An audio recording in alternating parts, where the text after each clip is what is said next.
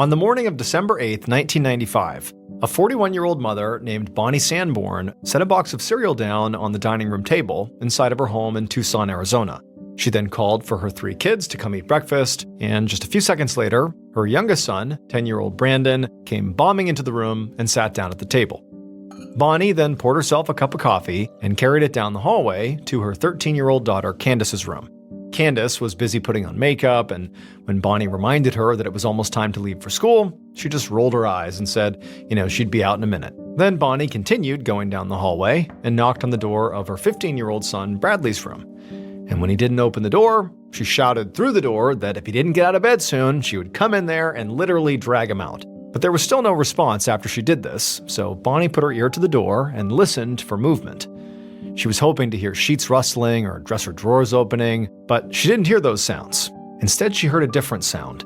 It was like this weird clanking sound, like metal pounding against metal.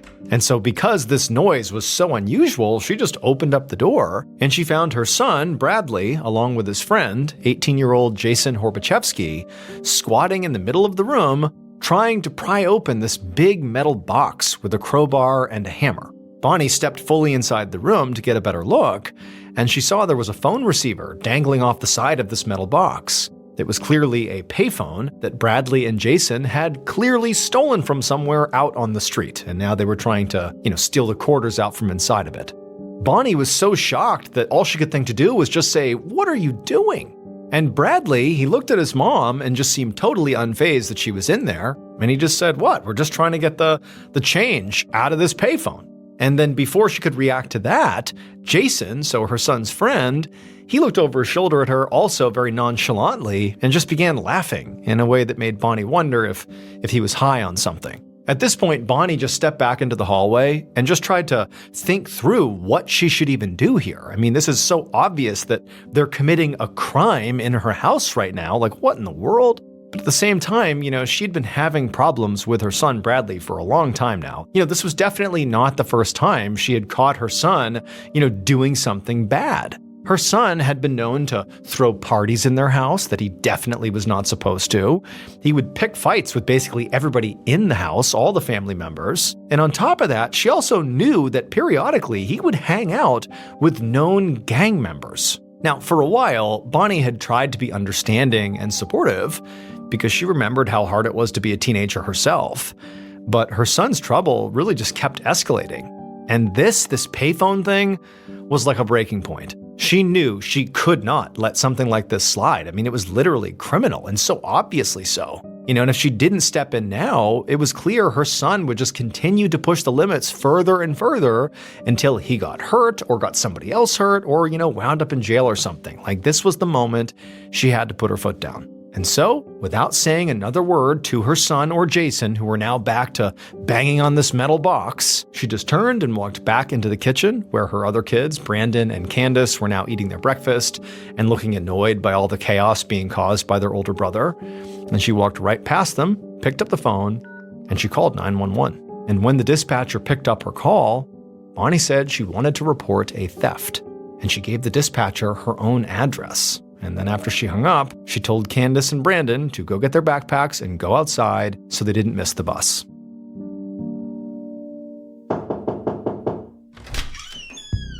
A few minutes later, Bonnie heard a knock on the front door, and she opened it up to find 2 sheriff's deputies standing on the doorstep. She actually recognized the deputies, and she knew they also recognized her, because this was not the first time they'd been called to the Sanborn house. They'd been there several times actually recently to deal with domestic issues, largely caused by her son. But Bonnie knew, Bradley, even though he was the obvious main problem, at least in terms of her current issues, she was already seeing that her 13-year-old child, Candace, had begun acting out a lot lately. And she was also worried what would happen when her 10-year-old, Brandon, became a teenager himself. Like, would he begin, following the footsteps of his brother and maybe his older sister as well? She didn't know, but she just couldn't understand why her kids just were misbehaving so much. Like, what did she do wrong? And so Bonnie showed the deputies to Bradley's room, where he and Jason were still actively trying to pry open this payphone. And when Bradley looked up and saw the police, he looked furious.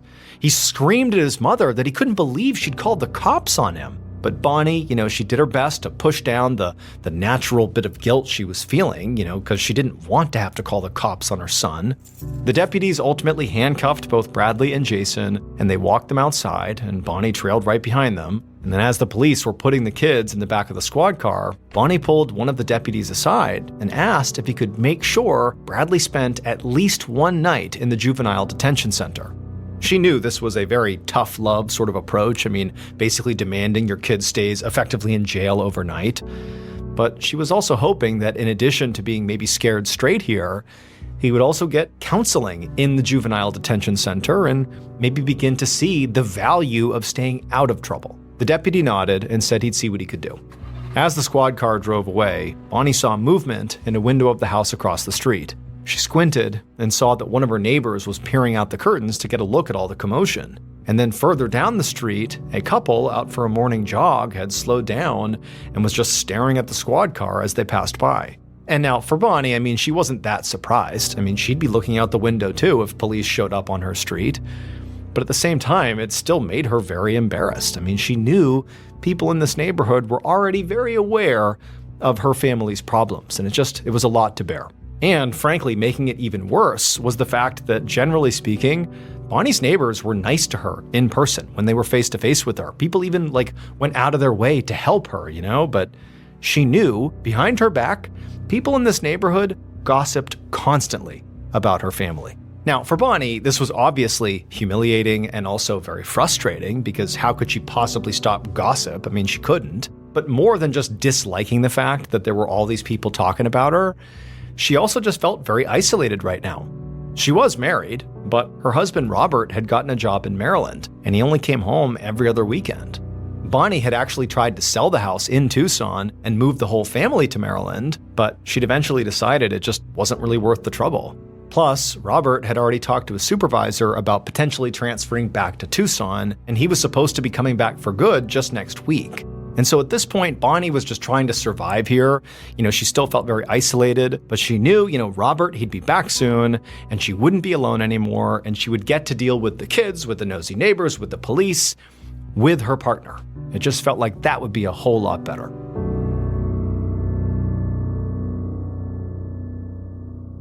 About 16 hours later, around 11:45 p.m. that night, Bonnie brushed her teeth and put on her PJs.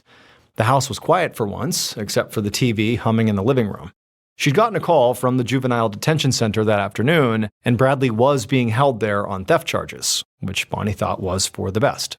But his friend Jason was 18 years old, so he was not held. Instead, he was just given a ticket and released the same day. And Bonnie knew that as soon as Bradley was out again, he and Jason would reconnect right away and just fall right back into their same old antics. Before she went to bed, Bonnie went to the living room where her other two kids, Candace and Brandon, were on the couch watching TV.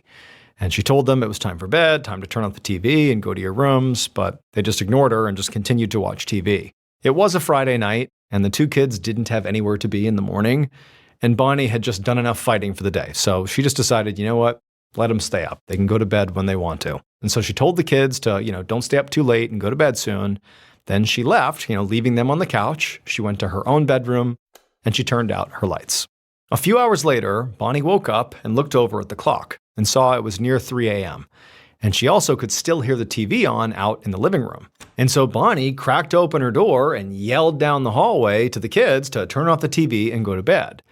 And then as Bonnie got back in her bed, she heard the sound of the TV turning off and she heard footsteps walking down the hallway, and then the house was quiet. And she drifted back to sleep. But sometime before dawn, when it was still dark out, she woke up again.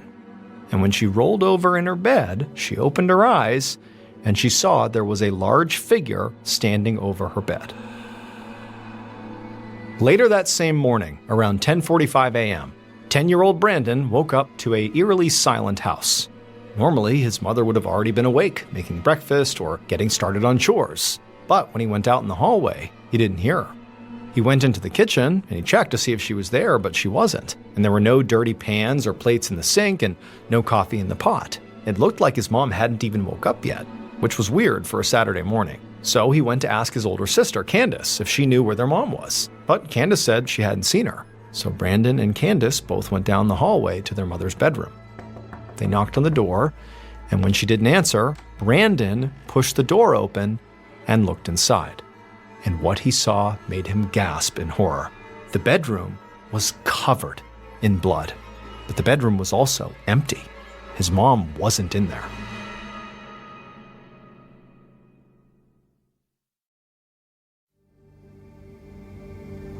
Later that same morning, Detective Brad Faust pulled up outside of a house in the suburbs of Tucson. He was there to investigate a mother's apparent kidnapping from her own home.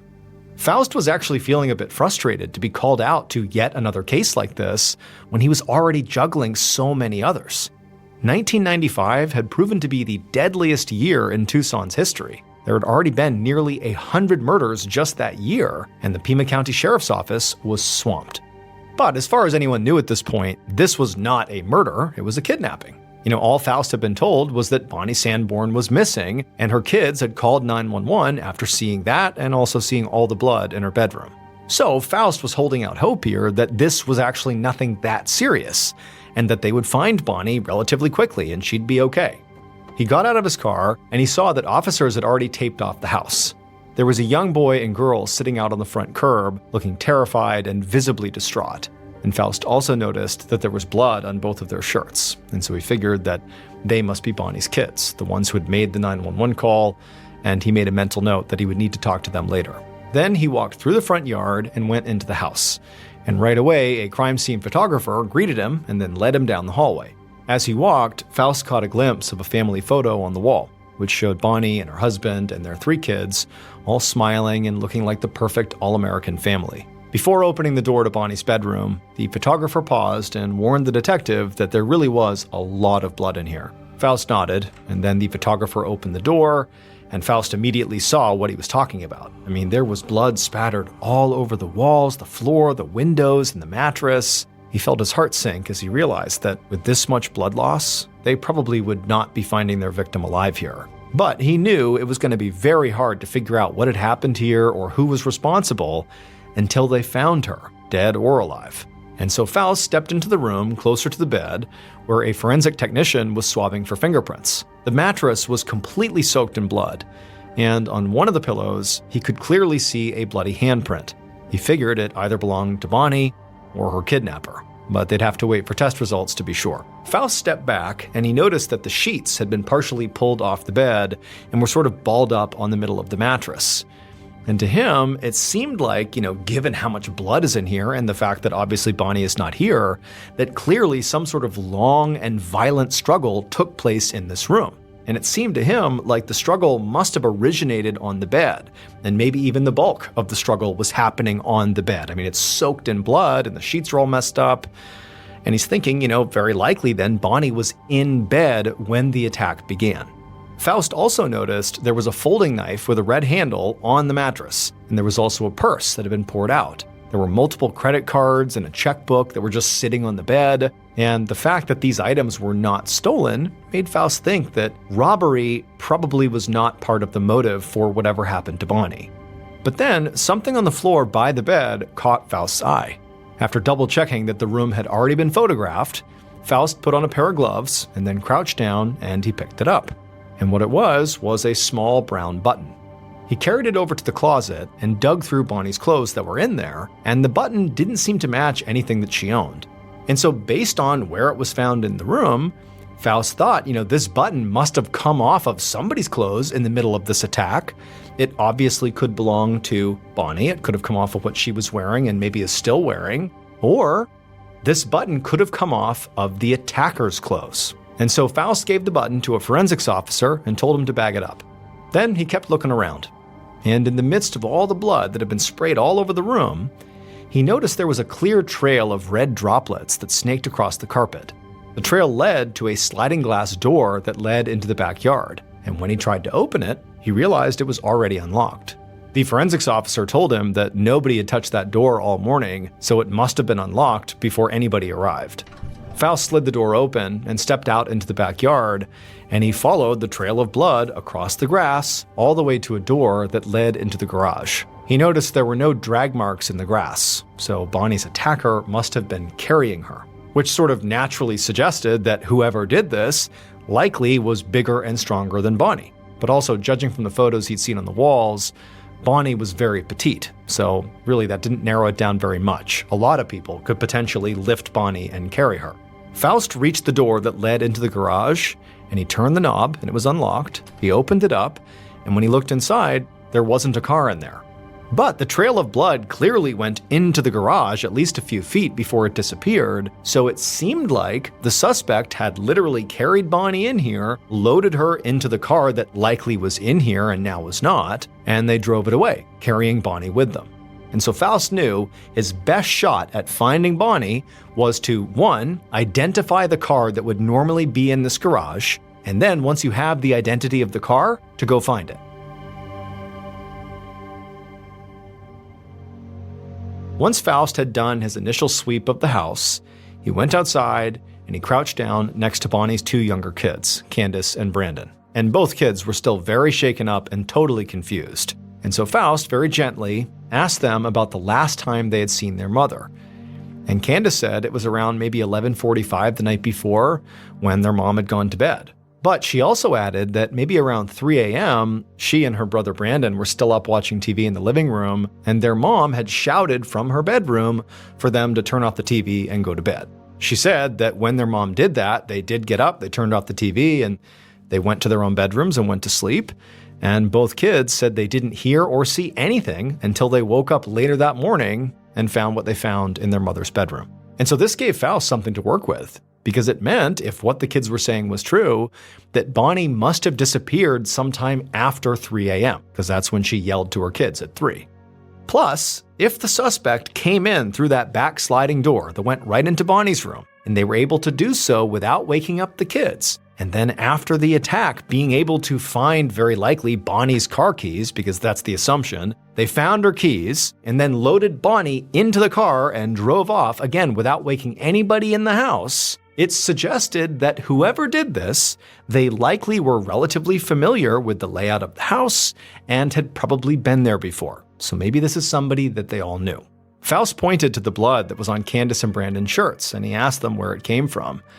And Candace would admit that before she called 911, she and her brother had desperately gone looking for their mom in the room, in this horrible bloody bedroom, but they couldn't find her, and in their efforts to find her, they had gotten blood on themselves. Now, of course, Faust understood that these kids had been through this horribly traumatic thing, and they were just looking for their mom, but he also now knew that very likely their crime scene was contaminated now because the kids went in there and touched a bunch of stuff. But of course, he did not tell the kids that he was in any way annoyed with them or that they had done anything wrong. Instead, he just told the kids to go inside and change their clothes, and then give the clothes that had blood on them to the forensics techs because they needed to collect them as evidence. And he also told the kids to not go anywhere near their mother's bedroom. Candace nodded and stood up and grabbed her little brother by the hand, and as they walked back towards the house, a sheriff's deputy came up to Faust and told the detective that he should also make sure to talk to Bonnie's oldest child. She had a 15-year-old son whose name was Bradley. That evening, Detective Faust paced down the hallway of the Pima County Juvenile Court Center, holding a file folder in his hand.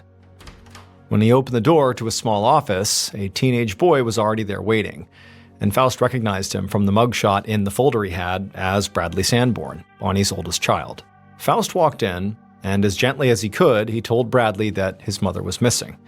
And based on the blood and the knife they'd found in her bedroom, she'd likely been viciously attacked, kidnapped, and she could even be dead. So Faust knew that Bradley could not have attacked his mother because he'd been here in the juvenile detention center the whole time the attack took place. But Faust had done some digging on Bradley's friends. He slapped the file folder he was carrying down onto the desk in front of Bradley and began flipping through it, showing Bradley the information he'd found about, in particular, his friend Jason Horbachevsky. Jason was a known gang member, and according to several informants, he was known for carrying a knife around. And sometimes, apparently, he would pull that knife out and stab himself in the side of the head. And so Faust wondered out loud if the knife they'd found in Bonnie's bedroom was Bradley's friend Jason's. And maybe the attack on her was retribution for his mother calling the cops on Jason and Bradley that morning. But when Faust looked at Bradley for his reaction, He saw there were all these tears rolling down his cheeks, and Bradley choked out that he really didn't know anything, and as much as he argued with his mom, he would never hurt her. To Faust, Bradley's reaction actually seemed really genuine, and so he immediately figured that if the gang Jason was a part of, was responsible for whatever happened to Bonnie, Bradley appeared out of the loop. And so to get a better read on this situation, Faust felt like, trying to ask Bradley questions was not going to go very far. Instead, he would just go to Jason and talk to him. Later that same night, Faust sat in the station with a cup of coffee, combing through records on Bradley and also on Jason and Jason's gang. After speaking to Bradley earlier, Faust had immediately tried to locate and interview Jason, which proved to be much more difficult than he'd anticipated. He knew Jason was not in police custody since he'd been released pretty much immediately after the payphone debacle. But Jason also was not at any addresses that he'd been associated with in the past, so it was hard to tell where he even was. So, a few hours ago, Faust had sent out officers to speak to as many members of Jason's gang as possible to see if they knew where he was, and also to see if they knew anything about Bonnie. Now, so far, they had not located Jason, and nobody had brought anything up about Bonnie, but just then, Faust's office door opened, and a deputy told him there was someone he really ought to speak to that was out in the lobby. And so Faust got up, he went in the lobby, and who was waiting for him but none other than Jason. When Faust walked out there, Jason stood up from his chair, acting cocky and confident, and told Faust that he'd heard the sheriff's department was looking for him, and he was there to prove he had nothing to hide. And Faust, he didn't even bother asking where Jason had been. Instead, he just led him into an interrogation room, and when he sat down across from his newest suspect, he noticed the buttons on Jason's shirt. They were small and brown, just like the button that was found on Bonnie's bedroom floor. And also, a few of the buttons on his shirt appeared to be missing. Now, Faust controlled his excitement and didn't show it, and decided pretty much right away that he was not going to ask about the button, at least not at first. He didn't want to overplay his hand. Instead, he started the interview by asking Jason some standard questions about his relationship with Bradley, and also by extension, his relationship with Bonnie, Bradley's mom, and also where Jason was at the time of the attack. And Jason would admit that he was mad about Bonnie calling the police on him and Bradley. But he didn't have some big plan to get revenge. He insisted that he didn't know where Bonnie was or what had happened to her, and he'd been at home asleep on the night she was attacked. And at the end of the interview, he agreed to give Faust a DNA sample, and he even turned over his shirt with the missing brown buttons for forensic analysis. And so after that, Faust released Jason and decided it was time to call it a day.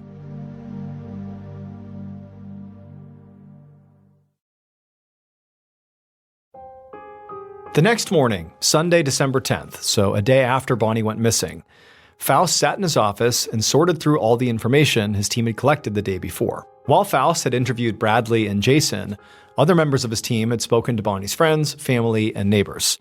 But so far, it looked like nobody knew anything that was helpful. A few neighbors had mentioned that the Sanborns had family problems, but apart from that, they all said Bonnie seemed nice, and they had no idea who would want to hurt her. Faust continued reading, looking for some kind of clue in all the interviews, when his office phone rang. He picked it up, and the man on the line sounded terrified, and he said he had a tip in the Bonnie Sanborn case. The man explained that earlier that morning, he'd seen a news report about Bonnie's disappearance and how the detectives were looking for her car, which the police had learned was a light blue Chrysler. And he said that just the day before, he and his wife had actually passed a car just like that on their morning run. It was abandoned on the side of the road in the desert just outside of town. He said at the time, he and his wife had not gotten too close to the car, and they really hadn't thought much of it until they had seen this news report. And so after seeing the report just a few minutes ago, he and his wife had gone back to the desert to see if the car was still there. And he said not only was the car still there, but when they walked up close, they could see in the back seat what appeared to be a woman's body. Faust immediately wrote down the car's location, and when he looked at a map, he realized it was only about a half mile away from Bonnie's house. He thanked the man, hung up the phone, and then he got in his car and he raced out toward the desert. And when he got past the edge of town into the open desert, he saw right up ahead a light blue Chrysler parked in the sand. He stopped his car on the shoulder near the car, he got out, and he approached the Chrysler, and he peered through the window, and almost immediately, he did see a woman's body. It was Bonnie's body, and she was slumped over in the back seat, just as the man had said. Bonnie's arms were bound behind her back, and there was a sock stuffed in her mouth, and the lower half of her body was naked. And for Faust, in seeing this, he wasn't surprised, but at the same time, he had held out hope that maybe Bonnie was alive. Just seeing her dead in such a horrible way in the back of this car it was heartbreaking. And so Faust went back to his car, he radioed the station, and he waited until a forensics team arrived. And then at that point, he went back over to the Chrysler, and he began to examine the body. Faust put on gloves, and he leaned into the car, and he lifted up Bonnie's head. And he found there were wounds all over her skull, as if she'd been repeatedly struck in the head with something very sharp. And her partial nudity made it seem likely that she was also sexually assaulted. There were also clear defensive wounds on her hands and forearms, which suggested she had fought back hard against her killer. One of the forensics officers pulled out a black light and began running it across the back seat of the car to check for potential DNA evidence. And Faust watched as the forensics officer ran the light over Bonnie's leg, and it lit up a spot. And the officer told Faust that almost definitely that spot was the killer's semen. And so he swabbed the area and put the swab into an evidence bag and told Faust that in a matter of maybe a few weeks, they should get the DNA profile back from the lab, and maybe they'd know who their killer was.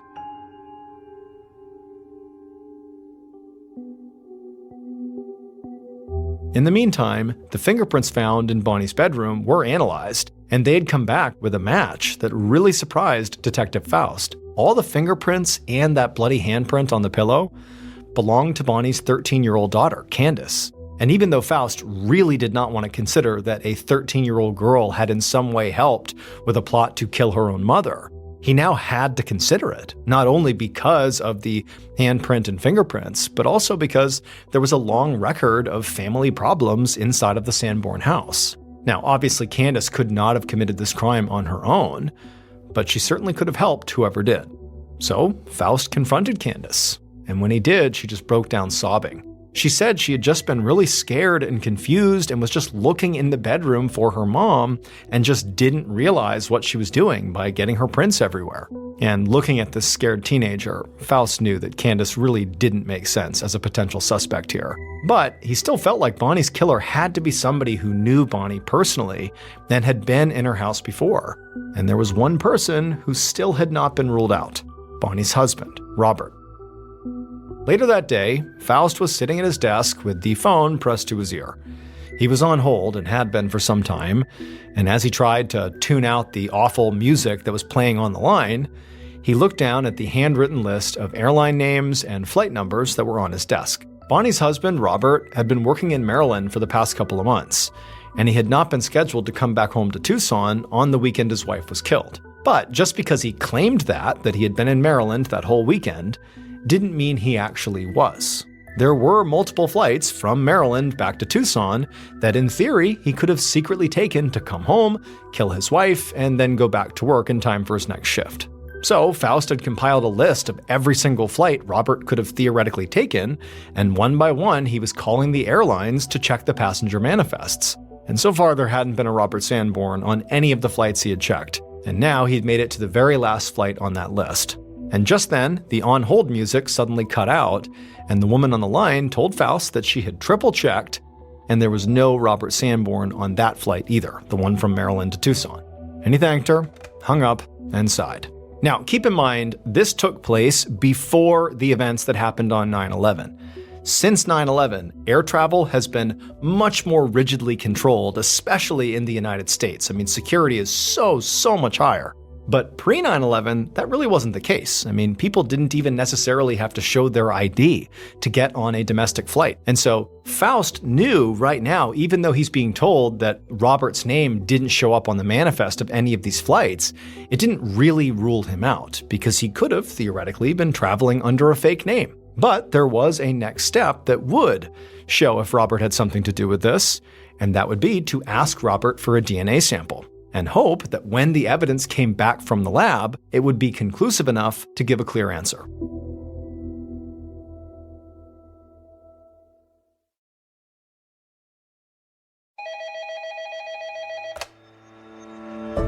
One morning in early January of 1996, so about a month after Bonnie was murdered, Faust answered his office phone and he heard a tech from the crime lab on the other end. In the past few weeks, there had been 5 more murders in the Tucson area that Faust and his team were now dealing with. So when the lab tech said he had results in the Bonnie Sanborn case, it actually took Faust a few seconds to remember which murder that was for. But once he remembered, he quickly sat down at his desk and he grabbed a pen to take notes. And he held his breath as the lab tech told him that they had tested the sample found on Bonnie's leg, and it was not a match for her husband Robert, nor was it a match for her son's friend, Jason Horbachevsky. Those brown buttons on Jason's shirt also didn't come back as matching the button that was found in Bonnie's bedroom, so it really was just a coincidence that they looked alike to the naked eye. Faust was disappointed, but he knew this was going to be a possibility, and he had a backup plan. He asked the lab tech to run the DNA sample against the DNA of every sex offender on the state registry to see if there was a match there. But as the crime lab slowly began doing that, they kept calling Faust to update him that they had not found a match yet. And eventually, the search for a DNA match ultimately just stalled, and Faust was pulled onto other cases. And so by that summer, it was looking like Bonnie's murder case might go cold. Then, after 9 months without any progress, an anonymous tip came in. That summer, in September of 1996, Detective Faust sat inside of an interrogation room at the sheriff's department across from a 40-year-old drug dealer named Lyle Winstead. The anonymous tipster had said that Lyle had sold drugs to several people in Bonnie's neighborhood, and he'd said some things about the case that the tipster thought were very concerning. And when Faust had dug through Lyle's records, he'd found that Lyle had a history of violent crimes involving knives. Sitting inside the interrogation room, Lyle seemed obviously nervous and very jumpy, and when Faust started asking him questions about Bonnie's murder, Lyle made excuses for the killer, saying that maybe the killer wasn't such a bad guy, maybe he was just, quote, on a bad trip. Now, Faust thought this was incredibly suspicious to be talking that way, so he asked Lyle for a DNA sample, and he got one and he sent it off to the crime lab.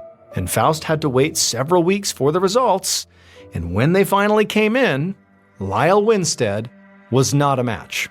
And at that point, Faust was feeling really frustrated. I mean, they'd already put in so much work with really nothing to show for it, and he didn't want the momentum on the case to die again.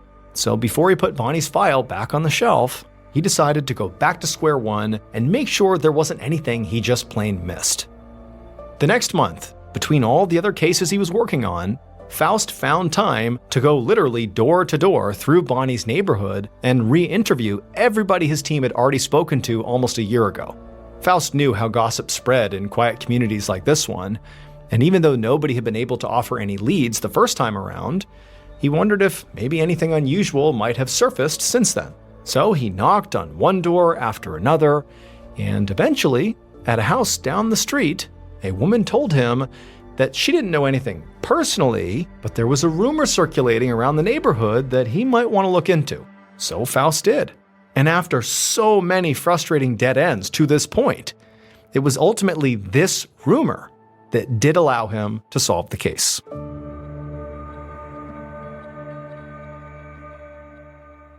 Based on that rumor, and also DNA and other evidence that was later uncovered, this is what police believe happened to Bonnie Sanborn on December 9th, 1995.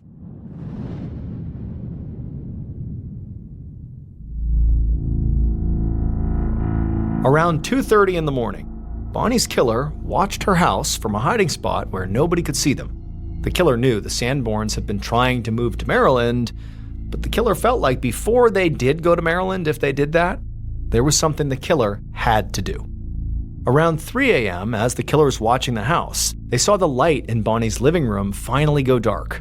And then the killer saw some movement behind the curtains in one of the bedroom windows, and then that lamp went out, leaving the entire house completely dark. The killer had intentionally waited for this moment. They wanted to make sure that not just Bonnie, but her children were asleep by the time they went inside.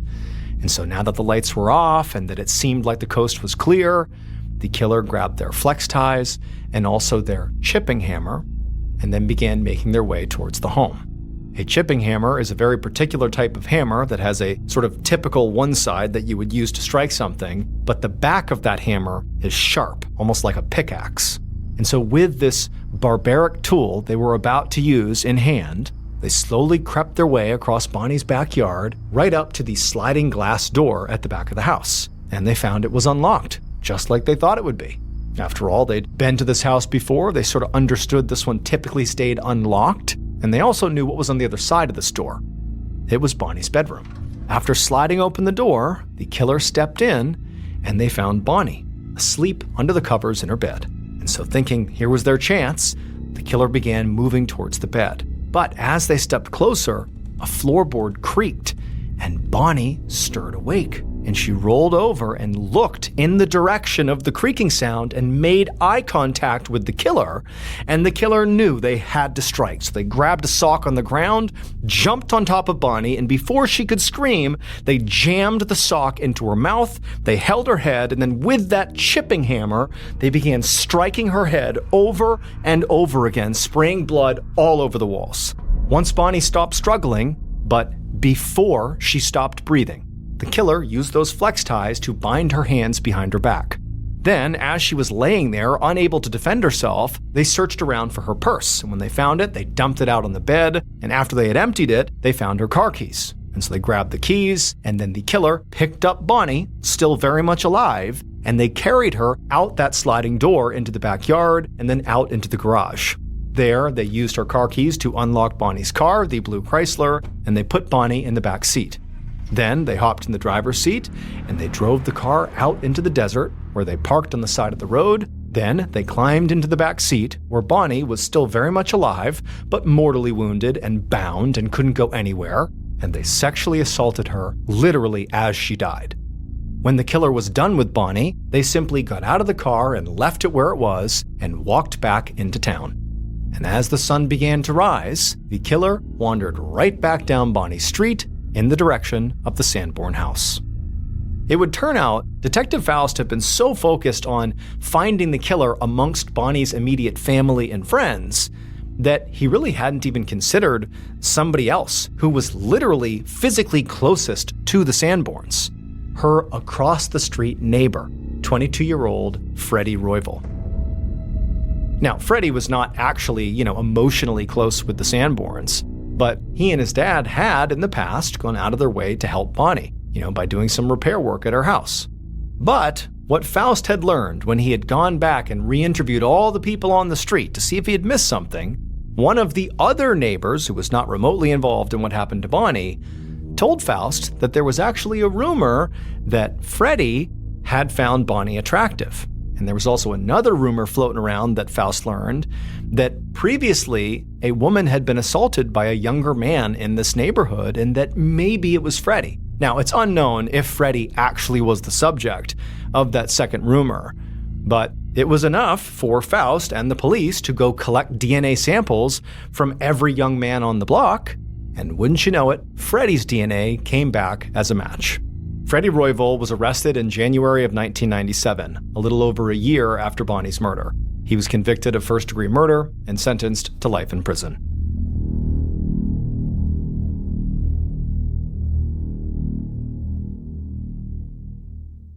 On the morning of September 23, 1839, an experienced sailor named Captain Brighton stood on the deck of his ship, which was traveling through the Drake Passage, which is located right along the northern coast of Antarctica. He and his crew had sailed here because they were professional whalers, and they had heard there was this massive population of whales in the Drake Passage that basically were untouched by humanity because basically nobody sailed this far. This was a freezing cold, very austere part of the world, kind of a dangerous place to be. But so far, Captain Brighton and his crew had not seen a single whale. And on top of that, the Drake Passage had proven to be as dangerous as expected. Just the previous night, the ocean around the ship had literally frozen, basically anchoring the ship in place. And so when this happened, Captain Brighton realized, there was nothing they could even do about this. I mean, they were stuck. And if this didn't break up soon, they'd be stuck here all winter potentially, and it was unclear if they could actually survive that. But fortunately, also the previous night, this massive storm rolled in, which, that's dangerous in and of itself. But the severity of the storm was actually a good thing because it broke up the ice around the ship and allowed Captain Brighton to sail away. And so now, that morning, the ocean was again, liquid, so they were able to move around, but Captain Brighton had a very difficult decision to make. Again, so far they have not caught any whales, and they've invested a lot of time and money to get out here. But, if he stayed out here much longer, he knew they could potentially get stranded again, and he just couldn't let that happen. And so he needed to decide if he was going to keep on sailing further into the Drake Passage to maybe find a couple whales, or leave now before it was too late.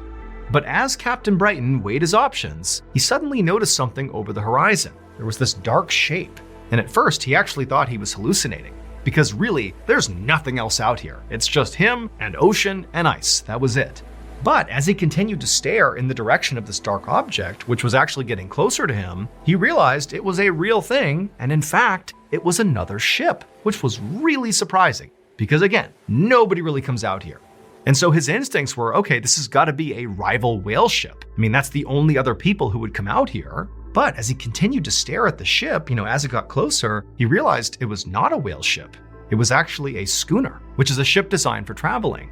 But as Captain Brighton stared at the schooner that was getting closer and closer, he saw it was in pretty rough shape. The hull and the sails were very tattered. There was something off about the ship. But Captain Brighton was thinking, hey, I know you can get trapped in the ice out here. It happened to them the night before. Maybe this crew has gotten trapped in the ice. They've been stuck out here for who knows how long. They could be in pretty rough shape. And Captain Brighton knew they actually did have, at least at that moment, quite a bit of supplies, at least some to spare. And so he called out to his men to ready a dinghy and get some supplies because they were going to go over to this schooner and basically offer up some extra supplies and also check in on them and make sure they were okay. And so once the supplies were packaged up and put on the dinghy, Captain Brighton, along with 4 other men, hopped in the dinghy and they began paddling over to the schooner. And as they got closer, the waves were pretty bad. And so they're kind of jostling around and, the ship itself, the schooner is also moving. And so that's moving up and down. But, periodically as they got closer, they'd be able to look into the portholes, which are like windows on the side of the schooner. And Captain Brighton could clearly see there were people inside of the schooner. He called out a few times, but it was windy and sort of loud, and he couldn't really tell if any of them heard him or if anybody called back. And so eventually, Captain Brighton and his crew, they got to the side of the schooner, and they just climbed up the ladder and boarded the ship. And once they were on the ship, once they were on the deck of the schooner, they're looking around and everything was in working order, albeit sort of tattered and in rough shape. But the weird thing is nobody was out on deck. They had seen people in the portholes, which was inside the ship, but there was nobody above deck. And so Captain Brighton's thinking, okay, this is pretty weird here, but we clearly just need to go inside and talk to someone. And so Captain Brighton and his men walked across the deck to this door that led into the ship. It actually led into the captain's quarters, at least, based on basic ship construction, that's what they expected it to be. And so Captain Brighton, he gets to the door, he knocks and calls out, announces that they're here with supplies and just to make sure everybody is okay, but there's no answer. All they can hear is the slapping of the water against the ship. There's no voices, there's nothing. It's silent on the ship. And so Captain Brighton eventually just opens up this door, and sure enough, he looks into this dark space, and it's the captain's quarters. And there's a desk towards the back of this room, and there's a man sitting at the desk with his back to them. So Captain Brighton, he takes a cautious step into the captain's quarters and he calls out to this man who clearly appears to be the captain, but the man doesn't say or do anything. He's clearly focused on something at his desk. And so Captain Brighton exchanged a worried glance with his men and then just decided he would walk across the room and go physically interact with this guy and make sure he was okay and see what was going on here. And so slowly, Captain Brighton began walking across the room, and as he did, he called out a few more times to this man who appeared to be the captain, but he didn't get a response. And then finally, he was right behind the man, and he actually looked down and read what the man had been writing. This is what it said. "Trapped by icebergs. Despite all efforts, the fire went out last night. No hope remains." However, as unsettling as that would be to read for anybody in this situation, what was the most unsettling part was actually what was written right above that journal entry. The date, January 17th, 1823, 16 years before. That captain and his entire crew were all dead, and had been for 16 years. They got trapped in the ice just like Captain Brighton had, but it didn't break up. They were stranded, and they all froze to death. And because it was so cold out in that part of the world, all their bodies were basically preserved in their final moments. And so the captain of the ship, before he died, was making an entry to say what happened. And then down below, when Captain Brighton and his men went to go look, they found people playing cards who had literally frozen to death while playing cards. They found a woman lying in her bed with her dog. That's how they froze to death. They found people in the dining hall and they died right where they were sitting. It was like all these people had been frozen in time for nearly 2 decades, just floating around in Drake's Passage. And basically nobody had found them until Captain Brighton.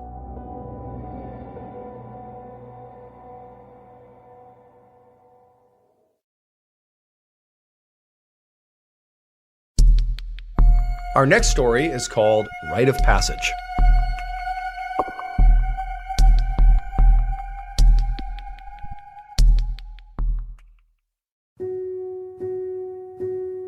On the evening of January 19th, 2022, a 40-year-old mother named Anna Uskova set up a camera and some lights at the edge of a clearing in the woods in St. Petersburg, Russia. Then she focused the camera on the spot in the clearing where she, her husband, and her children were about to perform a very important religious ceremony.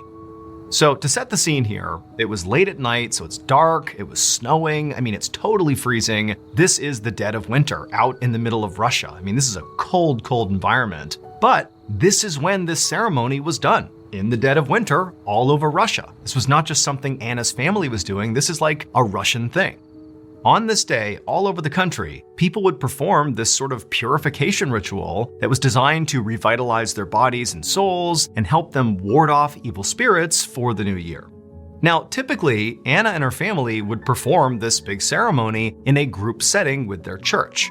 But this year, Anna decided she wanted to hold this ceremony privately, with just her family kind of out in the woods by themselves. It would be more intimate, and the kids would feel, a bit more involved than they normally did.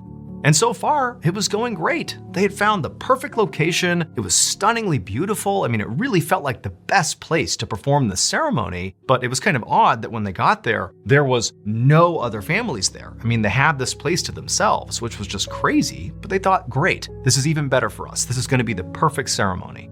So while Anna's husband finished prepping everything they would need, Anna hit record on the camera, and then Anna walked out from behind the camera, and you see her come into frame, and she walks over to her kids. And now her kids are going to be performing this ritual the same way Anna and her husband would be, and it's clear they're pretty nervous. Now, they've done this before, but still, this ritual is not very comfortable. It doesn't feel very good, at least in the moment. And so Anna knew this, and so she knelt down with her kids, and she kind of reassured them that they were brave, they were courageous, they could do this, and she was going to go first. And they could see that, once mom did it, they would know that they could do it too. And so at some point, after kind of giving her kids a pep talk, Anna stood up, she walked over to the area that was designated for this ceremony, and then as the camera's rolling, she stood there, she drew a cross on her chest, then she stepped forward and kind of jumped feet first, and then disappeared.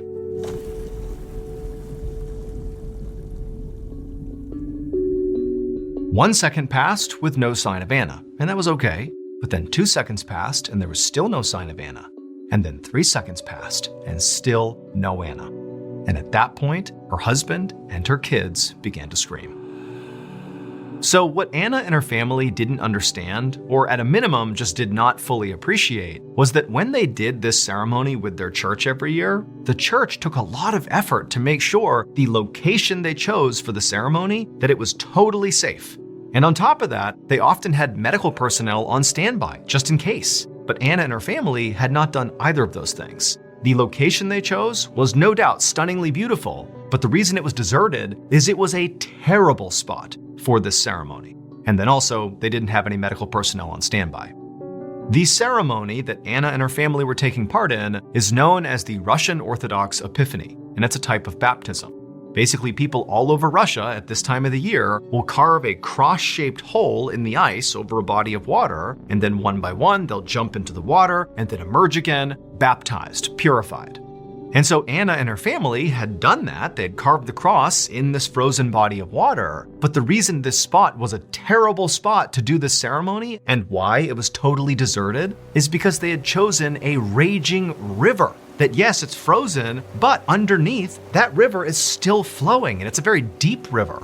And so the second Anna stepped into the water feet first, she got swept away. But they didn't have a way for her to re-emerge. It's all frozen ice. And so the second she went under into the pitch black water, she was gone. And within a couple of seconds, her family is expecting her to come back up again, but of course she didn't. And so they began screaming, and Anna's husband actually leapt into the water, but he actually stopped himself really quickly because he felt that current pulling him. And so he got out, and very quickly, a search was launched for Anna, but there was no hope. They couldn't find her, and in fact, to this day, they still have not recovered her body.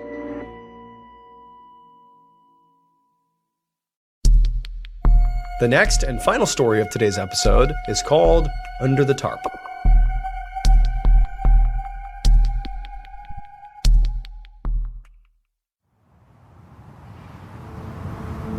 One morning in April of 1848, a group of men were walking towards the coast of King William Island, which is an island located in the freezing Arctic region of northern Canada. These men were members of the Inuit people, who are indigenous to King William Island, and today they were going hunting. Specifically, they were making their way towards the coastline to see if they could find any seals that they could hunt and kill for food and for clothing. However, even though technically the coastline was right in front of them, they couldn't actually see the water, because there was this huge icy hill that obstructed their view. So in order to look down to the water, they would have to crest that hill and then look down. As these hunters got closer to the hill, the youngest of the hunters broke from the group and ran up the hill to basically get an early look over and see if he could spot any animals down below.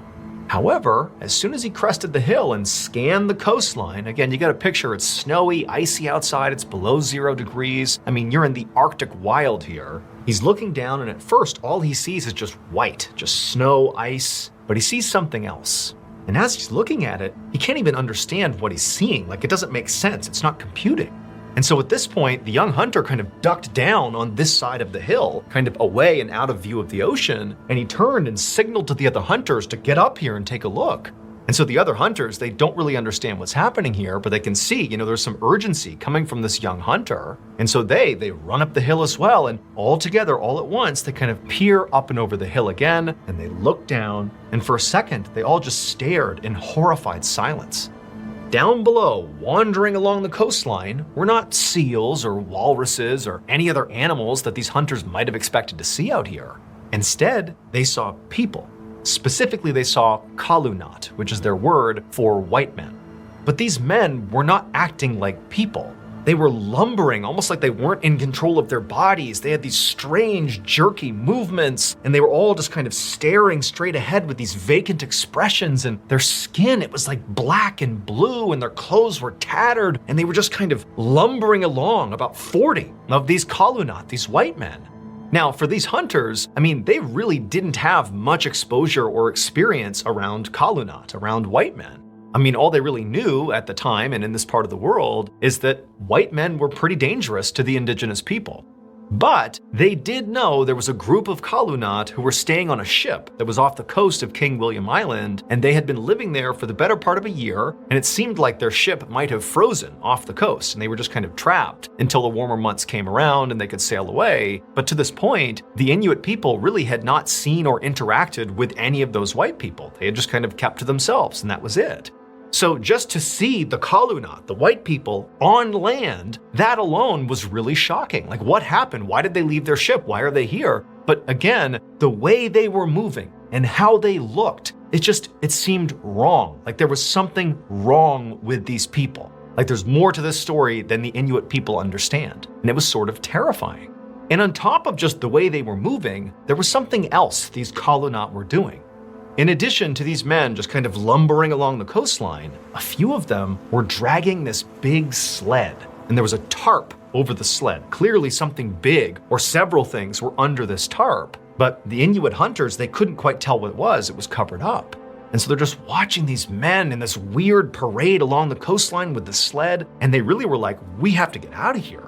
And so they ducked their heads below the icy hill to kind of stay out of view of the Kalunat, who to this point it did not seem like they had spotted the hunters. And as the hunters are sort of trying to figure out what they should even do, they hear this awful guttural scream coming from down below where these men are, where these white men are. And instinctively, the hunters, they grab their spears and they poke their head up over the hill, almost thinking maybe they've spotted us, maybe they're gonna attack us. But no, when they looked down below, many of the Kalunat were still just kind of lumbering along, but one of them had stopped, and he was kind of retching around like there was something wrong with him, and he continued to scream out, and then he just crumpled to the ground.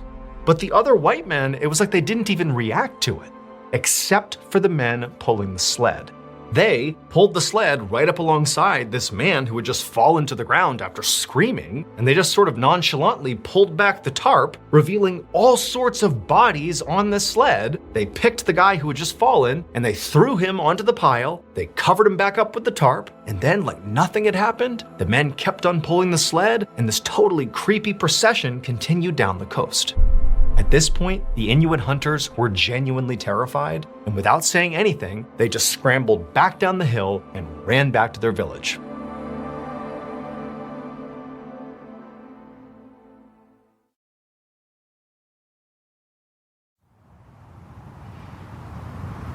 The following day, the Inuit hunters came back to that exact spot, that icy hill that looked down to the ocean below, except this time they had brought along several pounds of seal meat. So the previous day, when these hunters had gone back to their village to tell the others about what they had just seen, oddly enough, the consensus became that, of course the Kalunat are sort of dangerous to us and we should keep our distance.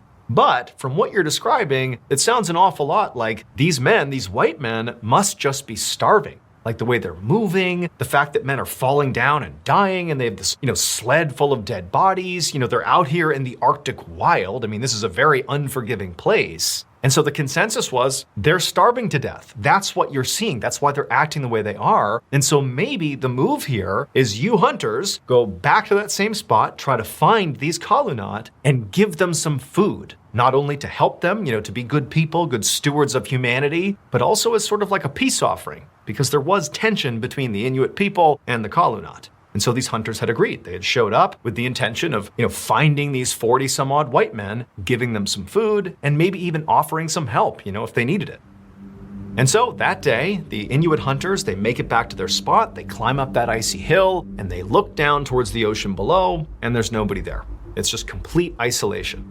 And so the hunters, they go down to the coastline and they see footprints from the day before. They find, the tracks from the sled that have been being dragged, and they just start tracking the footprints of these white men. And for hours, these hunters are just following the footprints along this coastline, in the snow and the ice, and they're looking up ahead. They don't see anybody. And it's like, wow, like these guys, they covered a huge amount of ground. Like, where did they go? And eventually, after hours of this, the hunters come upon this campsite, but it's totally abandoned. It's right on the edge of the water, and based on where the campsite was and sort of how fresh it looked, it seemed pretty obvious that at some point, clearly the Kalunat had been camped out here.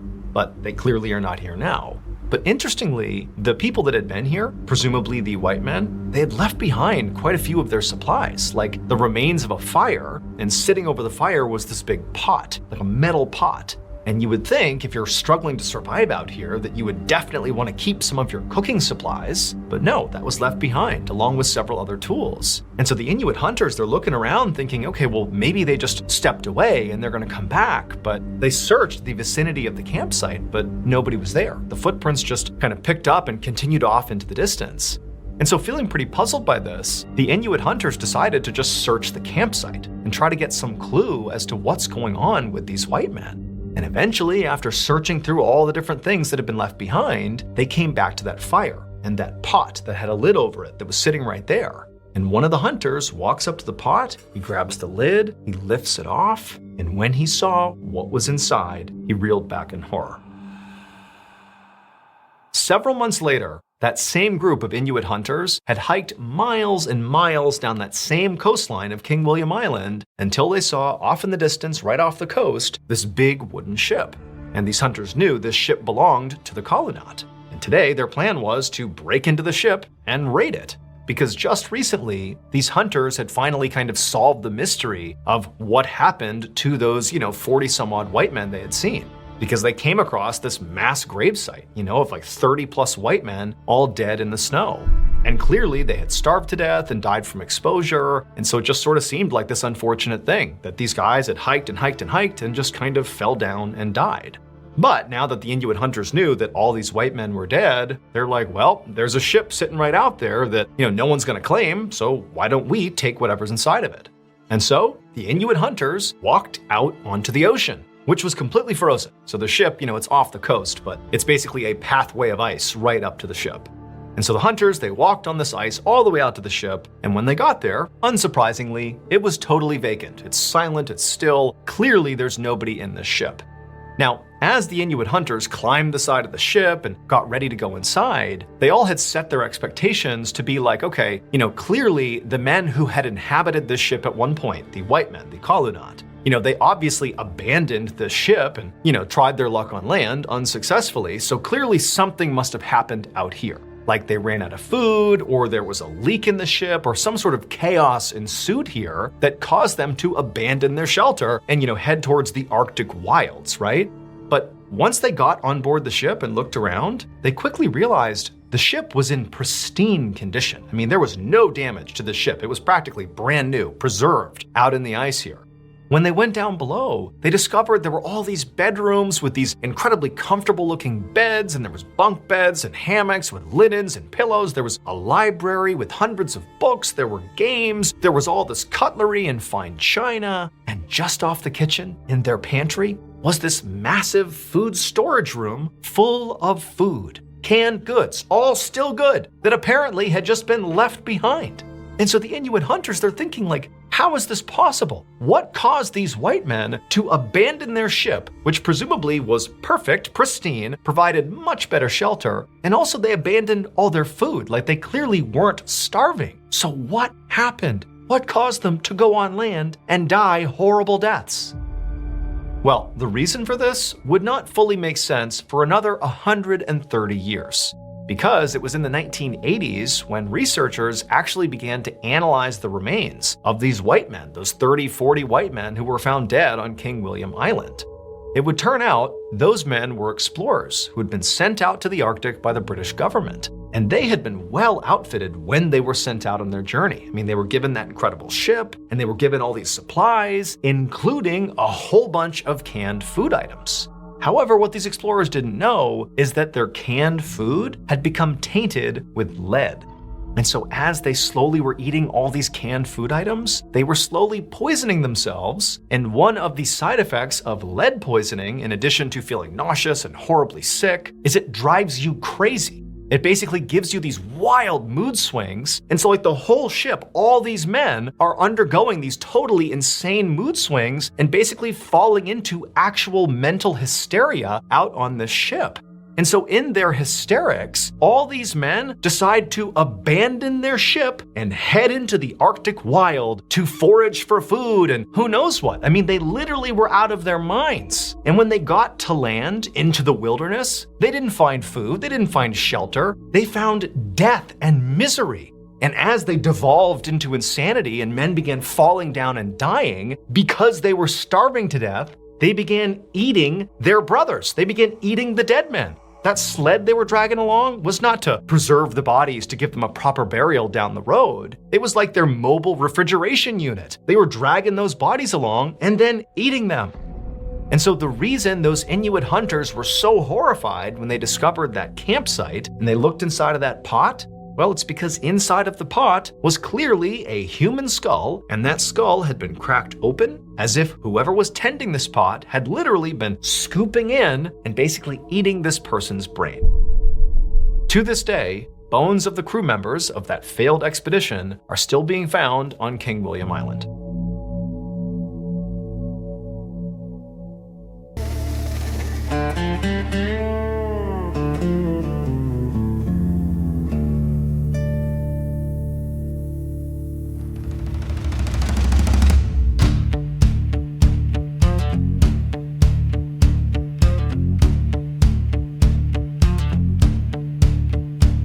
He rides where the daylight bleeds, past the bones of forgotten creeds.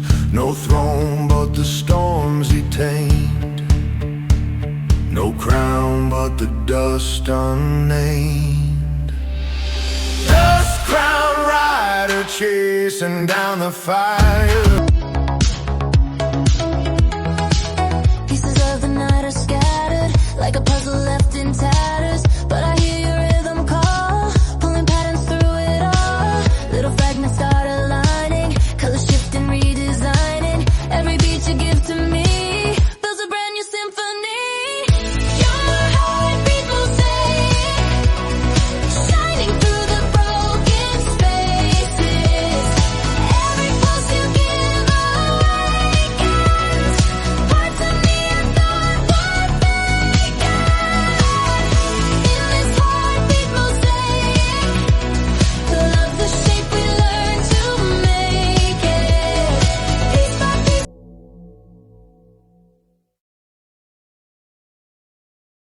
A quick note about our stories: they are all based on true events, but we sometimes use pseudonyms to protect the people involved, and some details are fictionalized for dramatic purposes. The Mr. Ballin podcast, Strange, Dark, and Mysterious Stories, is hosted and executive produced by me, Mr. Ballin. Our head of writing is Evan Allen.